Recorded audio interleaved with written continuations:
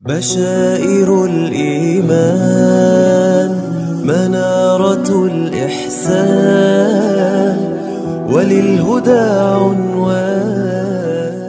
Hari ini Kamis 22 Oktober 2020 adalah peringatan Hari Santri Nasional dengan tema Santri Sehat Indonesia Kuat. Peringatan Hari Santri merupakan bentuk penghargaan yang dilakukan oleh pemerintah kepada para ulama dan para santri yang telah melakukan perjuangan merebut, merawat, dan mempertahankan kemerdekaan Negara Kesatuan Republik Indonesia.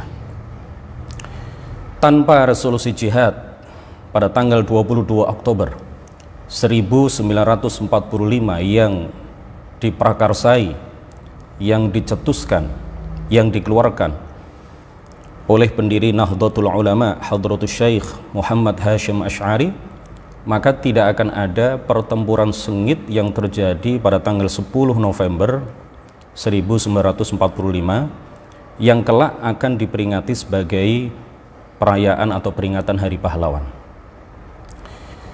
Setelah resolusi jihad, maka terjadilah pertempuran yang sangat sengit dimulai pada tanggal 26 Oktober sampai 9 November, dan pada puncaknya pada tanggal 10 November tentara sekutu yang dipimpin oleh Inggris dan Belanda pada waktu itu, tentara Nika atau tentara sekutu, berhasil dipukul mundur tepat pada tanggal 10 November 1945.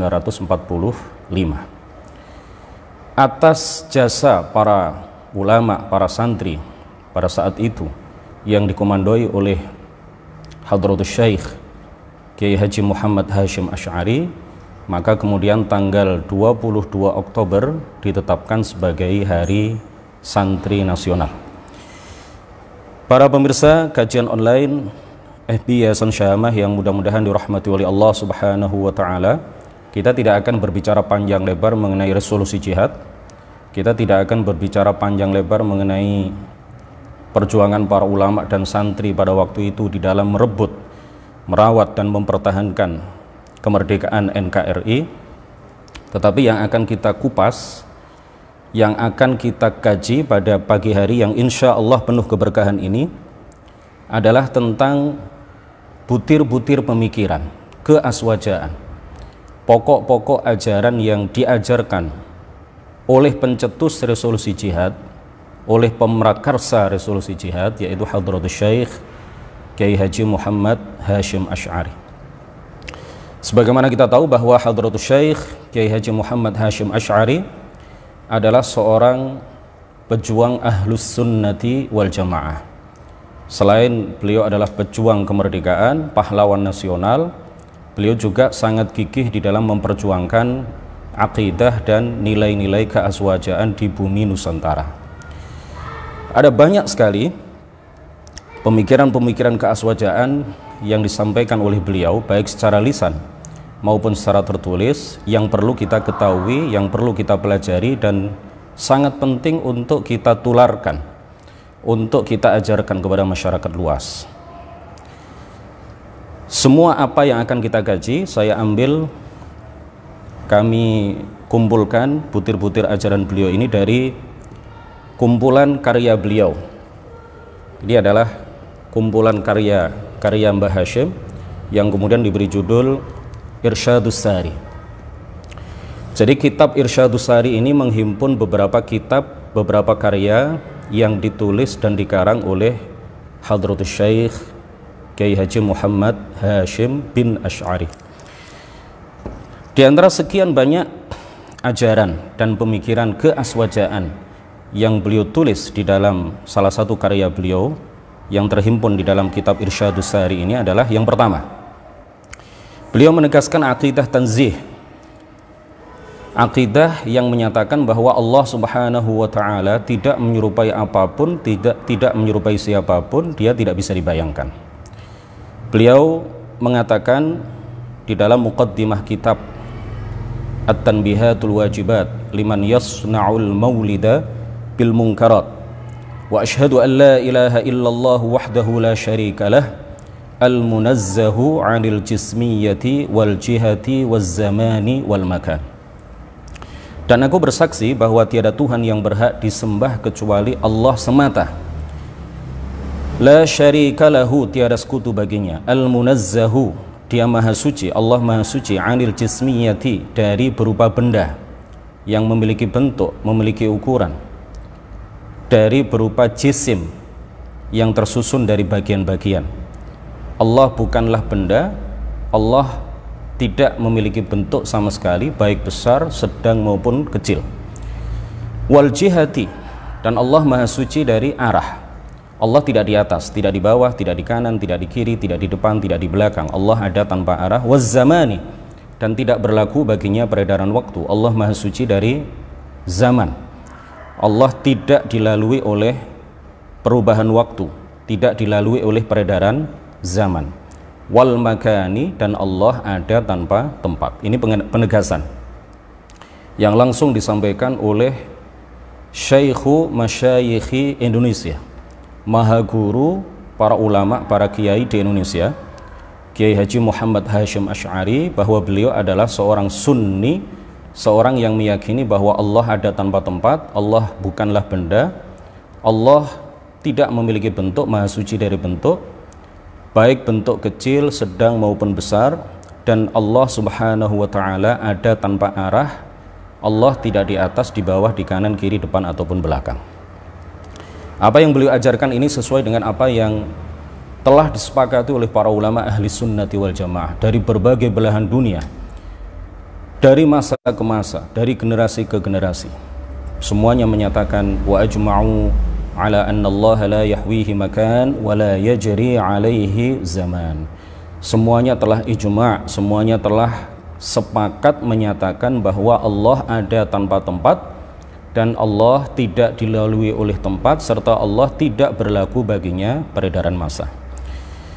Yang kedua, Hadratus Syekh Kiai Haji Muhammad Hashim Asy'ari menjelaskan bahwa tawassul dengan adzawat al-fadilah, tawassul dengan orang-orang yang soleh, tawassul dengan para nabi, tawassul dengan para wali, tawassul dengan orang-orang soleh, baik ketika mereka masih hidup maupun ketika mereka sudah meninggal dunia, adalah sesuatu yang boleh.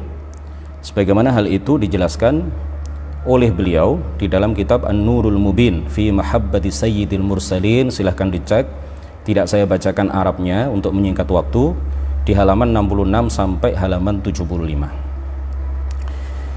Bahkan beliau juga tidak hanya membolehkan, beliau juga bertawassul ya di dalam karya-karya beliau, dan ini merupakan bukti bahwa beliau tidak hanya membolehkan tetapi juga melakukan tradisi tawassul itu. Beliau tidak hanya berteori tetapi juga beliau melakukan praktek tawassul dengan adzawat al-fadilah.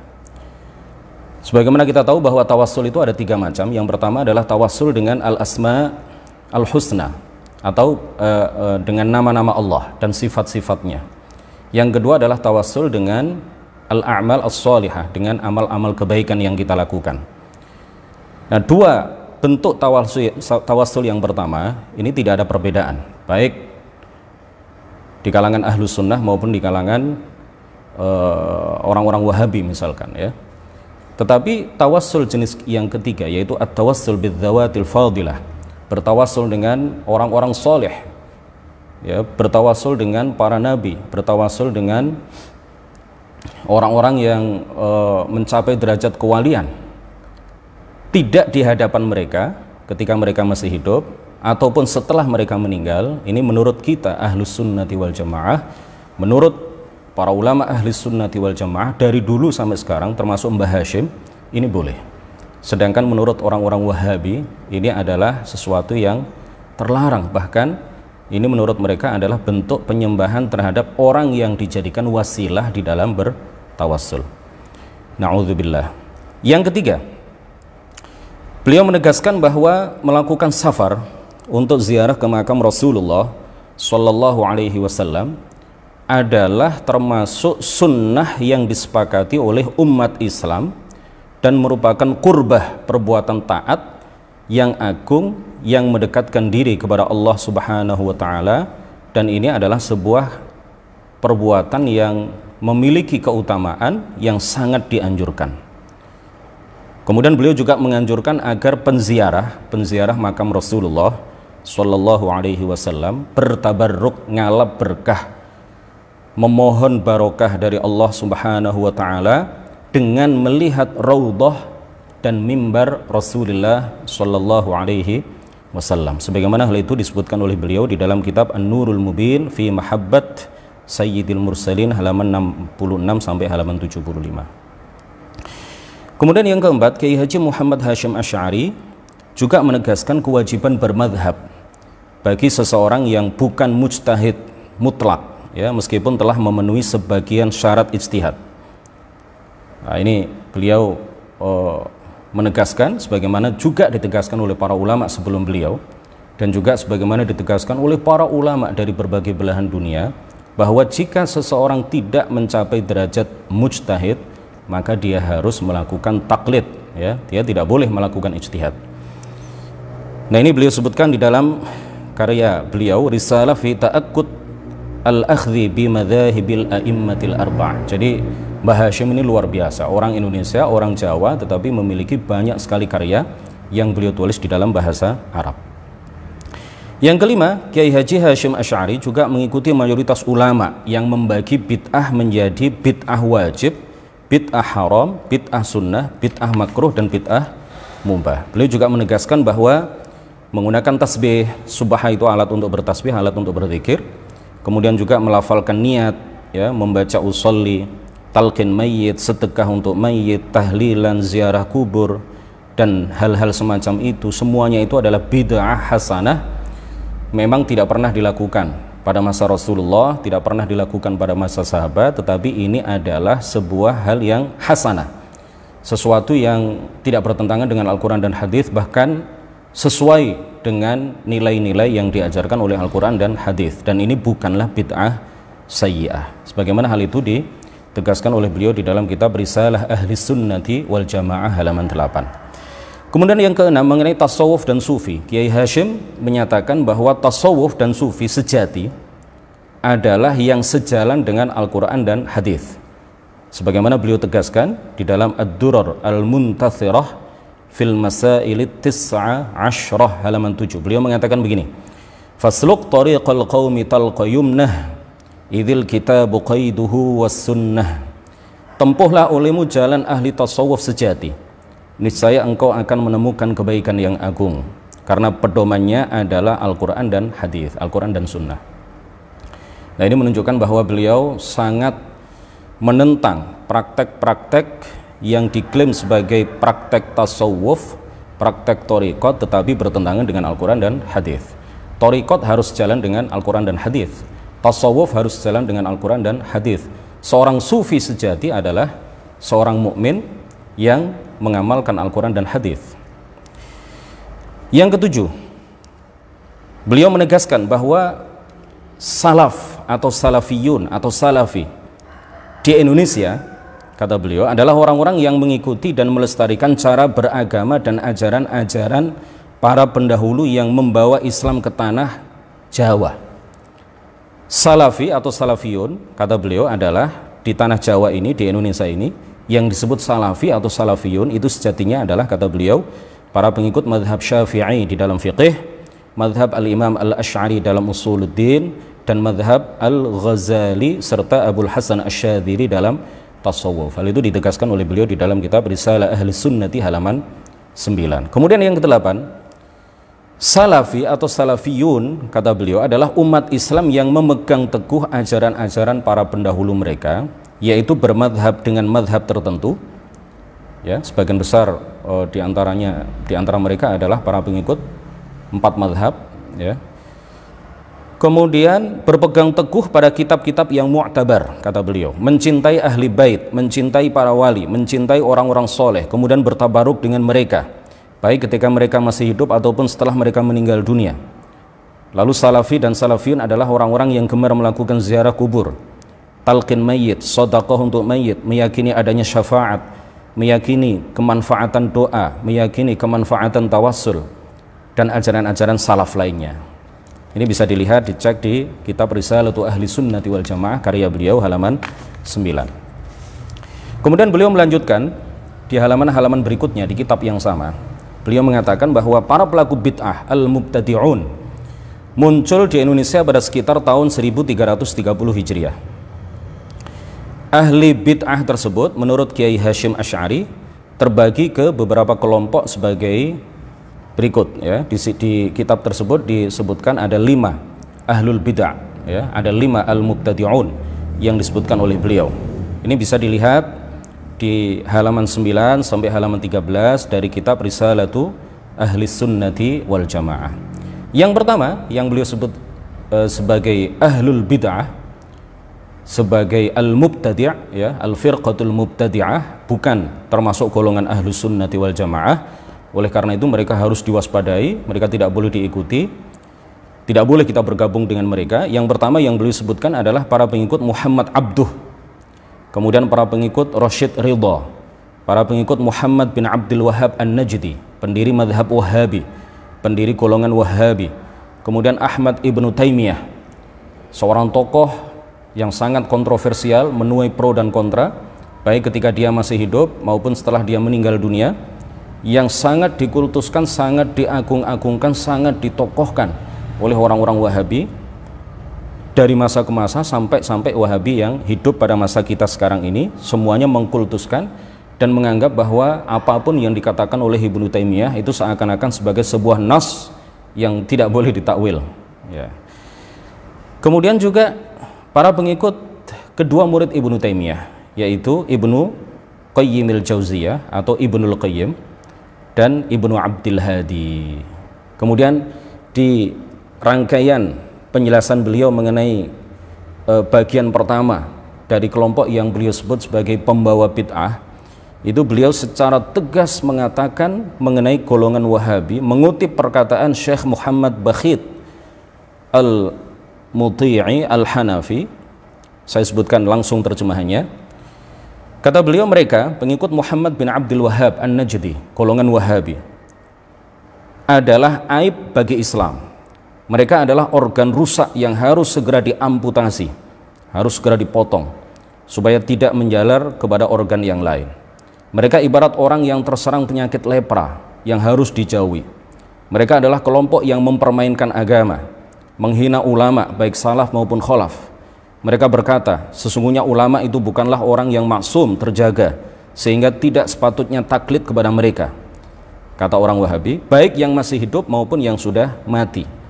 Orang-orang Wahhabi mengira bahwa mereka adalah orang-orang yang melakukan amar ma'ruf nahi mungkar, menyuruh manusia untuk mengikuti syarak dan menjauhi bid'ah.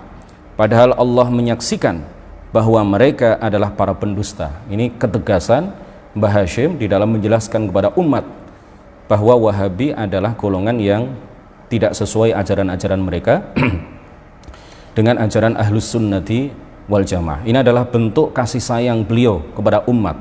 Ini adalah bentuk kasih sayang beliau dan cinta beliau kepada masyarakat di Indonesia, supaya mereka tidak terjebak, tidak terpengaruh, tidak terkontaminasi, tidak teracuni pemikiran-pemikiran mereka dengan pemikiran-pemikiran Wahhabi. Ini disebutkan oleh beliau di dalam kitab Risalatu Ahli Sunnati wal Jamaah halaman 10. Kemudian yang kedua yang disebut beliau sebagai kelompok yang ahlul bid'ah, pembawa bid'ah, adalah kelompok Rafidhah. Kelompok Rafidhah atau Rafidhiyun. Mereka adalah, kata beliau, kata Mbah Hasyim, adalah golongan yang mencela Sayyiduna Abu Bakar, serta mencela Sayyiduna Umar, serta membenci seluruh sahabat Nabi kecuali Sayyidina Ali bin Abi Thalib. Mereka melampaui batas dalam mencintai Sayyidina Ali dan Ahlul Bait.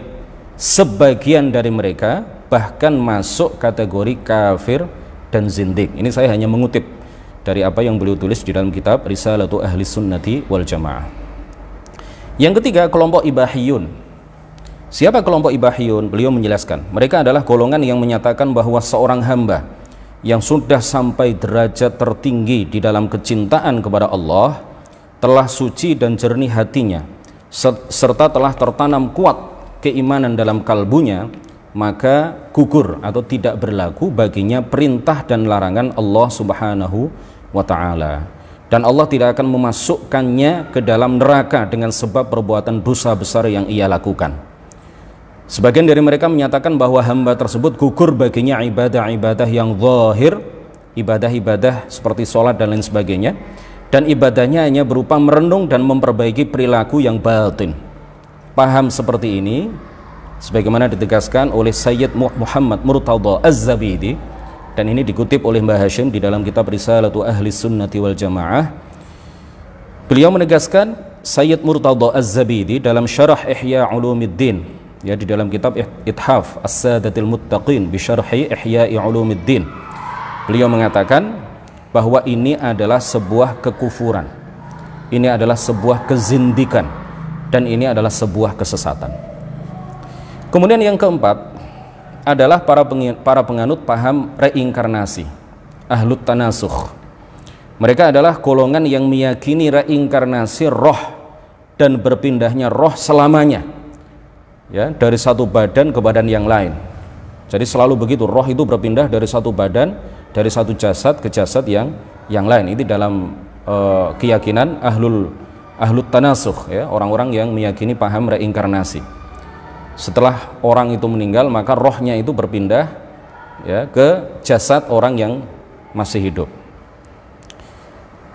Dari satu badan, katanya, ke badan yang lain, disiksa atau memperoleh kenikmatan sesuai dengan suci atau kejinya roh tersebut. Paham seperti ini, kata Mbah Hashim, jelas adalah sebuah kekufuran. Yang kelima, para penganut paham hulul dan ittihad, para penganut paham hulul dan wahdatul wujud. Mereka adalah kaum sufi gadungan, kata Mbah Hashim, jahalatul mutasawwifah. Mereka berkeyakinan bahwa tiada yang ada kecuali Allah. Allah adalah keberadaan mutlak, dan segala sesuatu selainnya tidak disifati dengan keberadaan sama sekali. Paham ini menurut Al-Allamah Al-Amir dalam Hasyiah Abdissalam, sebagaimana dikutip oleh Mbah Hashim, adalah kekufuran yang nyata. Jadi Mbah Hashim itu orangnya tegas, ya, tanpa tedeng aling-aling. Beliau mengatakan kalau sebuah paham ini adalah sesat, beliau katakan sesat. Kalau sebuah paham ini adalah kufur, maka beliau katakan kufur. Ini sebagai bentuk kasih sayang beliau untuk menjelaskan yang kufur adalah kufur sehingga bisa dijauhi oleh umat, yang sesat adalah sesat sehingga tidak didekati oleh umat, ya, apalagi kemudian mereka meyakini kesesatan itu. Na'udzubillah. Kemudian poin yang ke-9, beliau mengutip penjelasan dari Al-Qadhi Iyad di dalam kitab Asy-Syifa, dan ini beliau tulis, beliau kutip, beliau nukil di dalam kitab Risalatu Ahli Sunnati wal Jamaah halaman 13. Beliau mengutip beberapa penjelasan mengenai riddah, mengenai beberapa contoh kufur yang dapat menjerumuskan seseorang ke dalam kekufuran, yang dapat mengeluarkan seorang muslim, ya, dari Islamnya dan menjadikan statusnya sebagai bukan muslim lagi tetapi menjadi orang yang murtad, orang kafir. Jadi yang menjelaskan tentang kufur itu bukan hanya pondok pesantren Syahamah, ya, bukan hanya yayasan Syahamah, bukan hanya para ustadz di Syahamah. Mbah Hashim sebagai pendiri NU, dan juga di beberapa kitab fikih, ya, di berbagai kitab fikih, ratusan atau mungkin bahkan ribuan kitab fikih, selalu di bagian-bagian paling akhir di setiap kitab fikih, baik yang kecil maupun sedang maupun besar, baik kitab matan, kitab syarah maupun kitab hasyiah yang besar-besar, hawashi, itu di sana disebutkan, ya, sebagian besar diantaranya pasti disebutkan kitabur riddah atau babur riddah, ya, bab yang menjelaskan beberapa keyakinan atau perbuatan atau perkataan yang dapat menjadikan seseorang keluar dari agama Islam, yang dapat menjadikan seseorang murtad. Nah, beliau mengatakan begini, setiap perkataan yang tegas menafikan rububiyah atau ketuhanan Allah, setiap perkataan yang tegas menafikan keesaan Allah, atau perkataan yang menyatakan beribadah kepada selain Allah atau beribadah kepada sesuatu selain Allah digabung dengan ibadah kepada Allah, maka itu semuanya adalah kekufuran.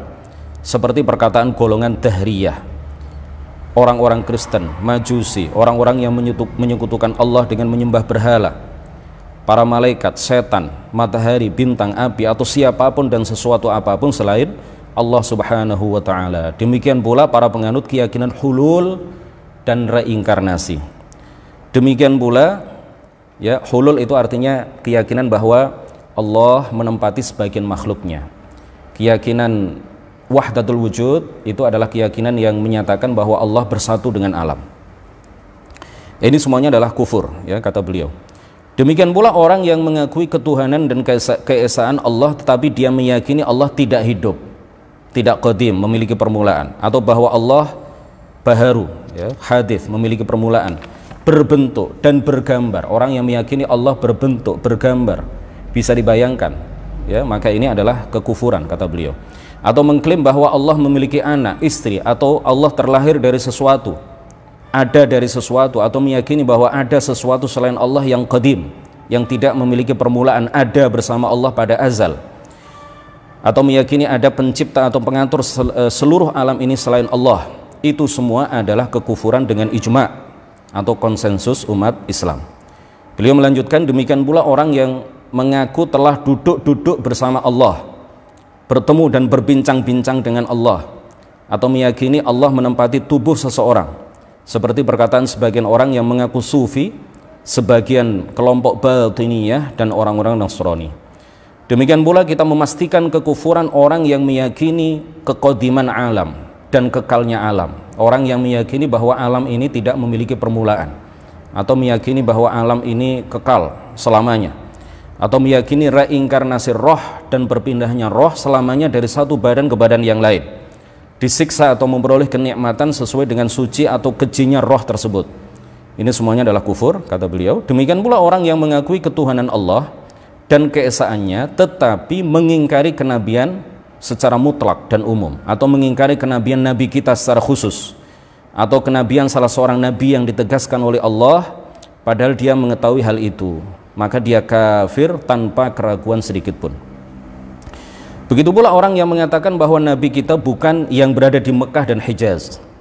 Demikian pula orang yang mengklaim kenabian untuk seseorang di masa nabi kita Muhammad atau setelahnya, atau yang mengaku dirinya sebagai nabi. Ini semuanya adalah kufur. Orang yang mengaku dirinya sebagai nabi sepeninggal Nabi Muhammad SAW, dia mengaku dirinya diangkat menjadi nabi pada masa sekarang, padahal Nabi Muhammad kita tahu adalah nabi yang terakhir. Maka orang yang mengaku-ngaku dirinya sebagai nabi ini kafir.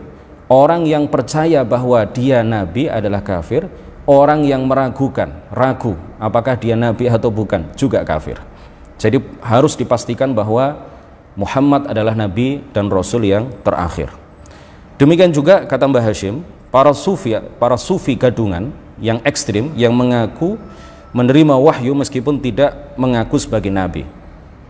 Dalam kitab Al-Anwar dikatakan, dan dikafirkan secara pasti setiap orang yang mengatakan perkataan yang berujung kepada penyesatan terhadap umat Islam dan pengkafiran terhadap para sahabat. Demikian pula dikafirkan secara pasti setiap pelaku perbuatan yang tidak akan muncul kecuali dari orang kafir, seperti sujud kepada salib, sujud kepada api, berjalan ke gereja bersama orang-orang Kristen dengan pakaian ritual mereka seperti pakaian zunnar dan lain sebagainya. Nah, Mbah Hashim ternyata adalah seorang kiai, seorang pejuang ahli sunnah yang menjelaskan mengenai riddah. Jadi kita jangan alergi dengan kata-kata murtad, jangan alergi dengan kata-kata kafir, ya. Karena pengkafiran kepada seseorang itu ada dua hal, ada dua macam. Yang pertama adalah at-takfir bihaqqin, dan yang kedua adalah at-takfir bighairi haqqin. Yang pertama, mengkafirkan seseorang yang memang dia murtad, dia kafir. Ini diajarkan dan diteladankan serta ditulis dan dijelaskan oleh para ulama di berbagai kitab. Yang tidak boleh kita lakukan adalah mengkafirkan seorang muslim, ya, mengkafirkan orang yang tidak kafir. Oleh karena itu, hukum pengkufuran seseorang, hukum menyatakan bahwa orang ini telah jatuh ke dalam riddah, ini harus didasarkan pada ilmu. Kemudian yang terakhir, sebenarnya masih banyak sekali pemikiran-pemikiran keaswajaan, ajaran-ajaran yang berkaitan dengan keaswajaan yang bisa dieksplor, bisa digali dari kitab ini, ya. dari kitab Irsyadus Sari ini. Tetapi karena keterbatasan waktu, ya, kita akhiri dengan poin nomor 10. Dalam Muqaddimah Al-Qanun Al-Asasi li Jam'iyyati Nahdlatul Ulama. Ini semacam undang-undang dasarnya Jam'iyyah Nahdlatul Ulama. Setelah beliau menjelaskan tentang pentingnya persaudaraan, persatuan, guyub, rukun, bekerja sama dan saling tolong-menolong, dan menjelaskan mengenai bahaya perpecahan, Kiai Hasyim mengingatkan bahwa Kiai Hasyim mengingatkan para ulama mazhab 4 akan bahaya golongan-golongan yang menyimpang, yang telah berkonsolidasi dalam berbagai perkumpulan, dan menyebutkan beberapa hadis dan athar tentang hal itu. Salah satu hadis yang beliau sebutkan, ini beliau ingin menggelorakan semangat amar ma'ruf nahi mungkar kepada kita sekalian. Beliau menyitir sebuah hadis yang diriwayatkan atau disebutkan oleh Al-Khatib Al-Baghdadi, bahwa Rasulullah Shallallahu Alaihi Wasallam mengatakan, idza dhaharatil fitanu wal bid'u wa subba ashabi falyudhhiril alimu ilmah faman lam yaf'al dzalika fa alaihi la'natullahi wal malaikati wan nasi ajma'in. Jika muncul berbagai fitnah, jika muncul berbagai bid'ah dan para sahabatku dicaci, maka hendaklah seorang ulama, seorang alim menampakkan ilmunya. Maksudnya adalah menjelaskan dan menyebarkan ilmunya kepada masyarakat, dan menjelaskan bahwa ini adalah salah, ini adalah sesat, ini yang benar adalah seperti ini. Jika ia tidak melakukannya, nahi mungkar di zaman fitnah seperti sekarang, di mana orang bingung, tidak punya pegangan, yang benar yang mana, yang salah yang mana, ini yang lurus yang mana, yang sesat yang mana, maka seorang yang alim, orang yang berilmu harus menjelaskan secara tegas bahwa ini salah, ini benar, ini sesat, ini lurus. Jika ia tidak melakukannya, di dalam hadis itu disebutkan, maka ia terkena laknat Allah, para malaikat, dan manusia seluruhnya. Hadis riwayat Al-Khatib Al-Baghdadi. Demikian kajian kita pada momen Hari Santri Nasional, hari Kamis 22 Oktober 2020. Mudah-mudahan bermanfaat.